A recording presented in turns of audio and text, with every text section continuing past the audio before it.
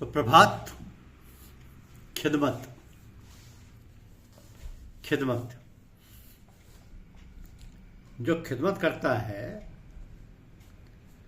आगे चलकर वो मखदूम हो जाता है, और जो अपने को ही देखता रहता है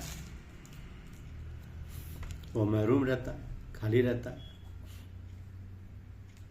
तो भाई लाला जी साहब को इस दर्जे पर उठाकर ले आए। हमारे लिए ये एक नसीहत है कि जो आपसे सीखने आए, अर्थात आपसे अपने सिलसिले की निस्बत हासिल करने के लिए आए, तो इसमें अपनी बात तो है नहीं, मुतासर तो वे अपने बुजुर्गों की निस्बत से है, तो उसको बराबर का दर्जा देते हैं। ये दर्जा आप उसको दीजिए।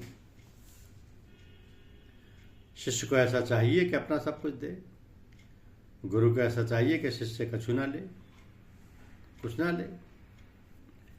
उसको भाई के तौर पर देखना चाहिए। यहीं से आपके अखलाक की बुलंदी शुरू हो जानी चाहिए, तभी आप बुजुर्गों का काम कर पाएंगे। अहंकार के कारण यहीं से गड़बड़ी शुरू हो जाती है। आजकल पीरी मुरीदी नाम को भी बाकी नहीं रही। लोगों का कसूर नहीं, हमारी बुराइयों का नतीजा है। आज के ज़माने और पहले के ज़माने का अंतर यह है कि ना वैसे पीर हैं और ना ही शिष्य।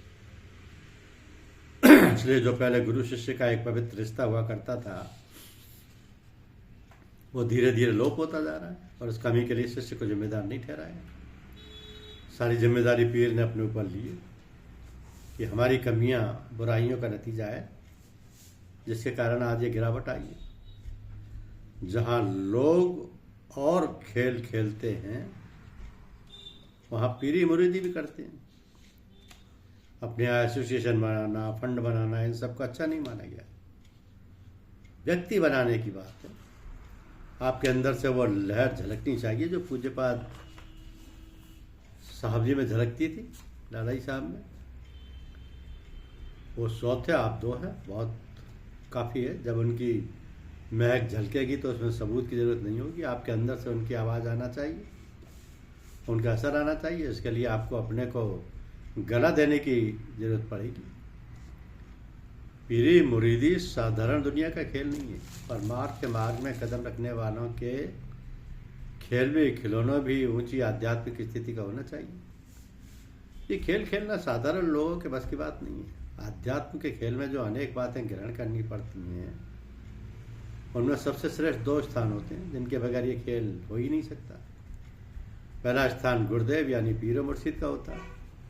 सदगुरुदेव आध्यात्मिक स्थिति पर सूर्य के समान होता है। बिना सूरज निकले रोशनी हो ही नहीं सकती। दूसरा स्थान शिष्य यानी मुरीद का है। तो शिष्य को पूर्ण समर्पण गति वाला होना चाहिए।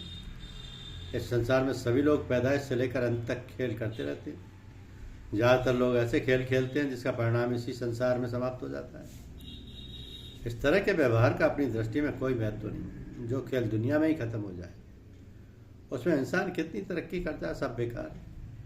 मगर जो खेल परमात्मा की प्राप्ति के लिए खेले जाते हैं, वो सही मायनों में सबके लिए वंदनीय है, वे अनुकरणीय है। सादिक मुराद मिलना उनका की तरह नापैद है, और वही हाल पीरों का भी हो गया है। धन्यवाद।